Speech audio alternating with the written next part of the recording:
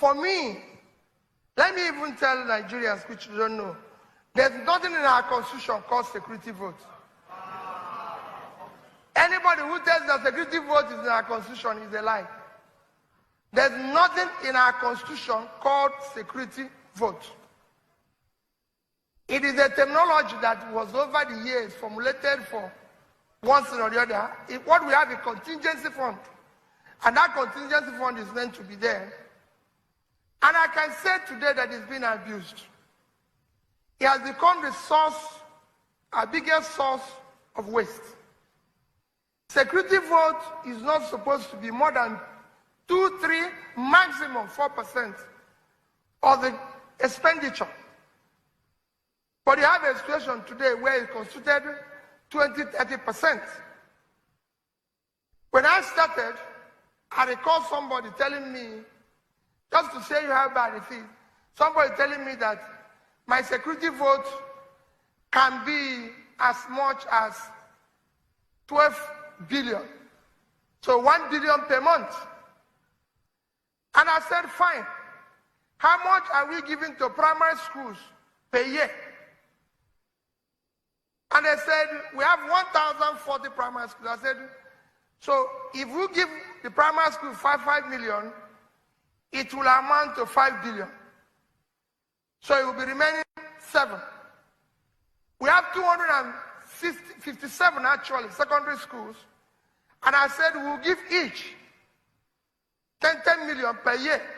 That's what I give them. And these are things you want to, can check me. So I said, remove it. So they removed it from the remaining 7. And I said, we have hospitals, 4 critical hospitals that were built by the churches. They were Yenu, Boromeo, St. Joseph Adazi, and the one in Ihala, Our Lady of Lords. That's where we had, because we didn't have, when I started, any school of nursing, school of midwifery, school of medical technology, and these hospitals were functional. Though they were not owned by government, they were owned by voluntary agencies, the church. I even had to include one that a very good bishop of the Anglican Church in Amici established. But I included it and said, we will share 1 billion within these 5 facilities. By the time I finished, everything was reduced to about 2.5 billion. I said, this is the maximum that we will allocate to security votes. And from there, I was able to say that apart from Lagos, I provided the highest number of vehicles to police, both vehicles from every community in Anambra State. On there, I had a sex remaining. I did it that every Anambrarian that had a first class, I'll give the person 1 million, out of which I did about 500 of them. They're all over the place now, sending me this. Once you have a first class, I give you 1 million. From the same, I can go on and on. So for me, there's need for us to review it. In fact, what I said to people is that if you finish being a governor, Anambra State, I'll speak for example, where I finish, I should be invited to account for security vote.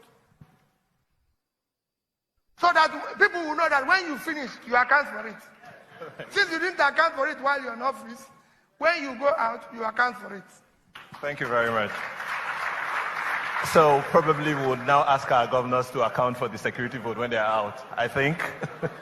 Okay, I'll take the second question. And recently, some huge sums of money were recovered by the EFCC in an apartment. And Nigerians cannot yet wrap their heads around how such cash is siphoned. So with emphasis on cash, we don't really understand how this cash, money is siphoned in cash. So the question is, what are the holes in government that can result to the access to such amount of theft in cash? And how can we block this? And I know there was raids after that discovery of other apartments in the building. And given that you own an apartment there, what were your experience? Very, very good question. Well, I'm sure for me, let me tell you my sadness. It's not actually on issue of just that cash was found. I leased an apartment there. I lived there. I was there in that block when they came to search the apartment in question. So it's something I know. But let me tell you what is worrisome. Well, we don't know. They're still dealing with who owns the money and who doesn't own the money. Maybe that will one day be clarified. But let me tell you where I'm even worried. Assuming the money was even from a background that is questionable, why will anybody keep it in such a circumstance?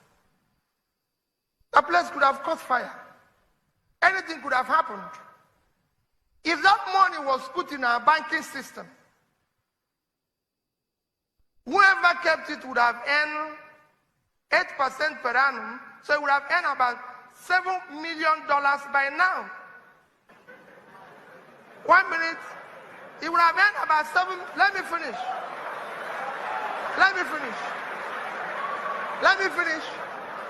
That $7 million, $7 million is about 2.8 billion naira today. That is the amount I spent for secondary school, the entire secondary schools in Anambra State for the year.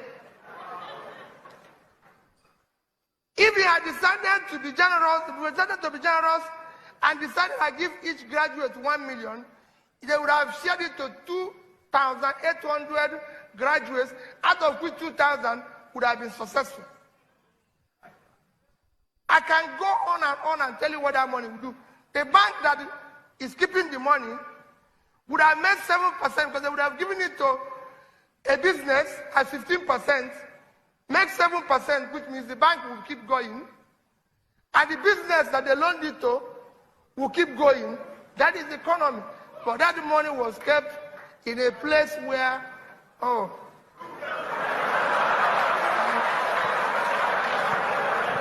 own an apartment there. People said to me, oh, you live there. Yes, I live there. It was built by somebody I'm close to and everything. And I told him, I said, I haven't finished being governor of Anambra State for 8 years. I cannot live outside Anambra State. Never. The only place that I have a house officially built is in Onitsha. If you see any house anywhere in Lagos, Abuja, anywhere belonging to Peter Obi, confiscate it.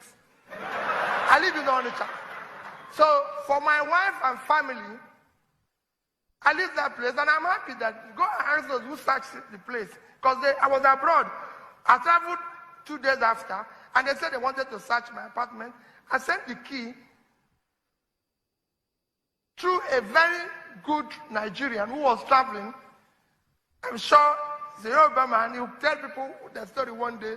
Said to him, give these people this key. They sent the key, and they searched my whole apartment.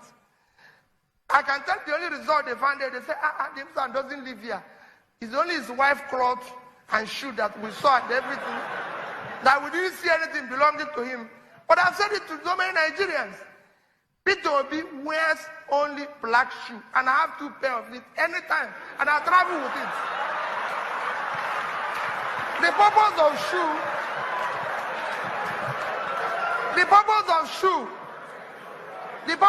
is to protect the leg from being hot. Nothing else. So that people are wearing one. They go and buy $200 one, $300. It's a waste of time. I buy this from Marks and Spencer. $49.99. Finish. It's a shoe. Nothing else. They say, oh, we didn't even see watch. I said it openly to everybody. This is the only watch I have. I won it for 17 years. Purpose of watch is to keep time. Why would I keep a watch at home? Whose time is he keeping? Why would we?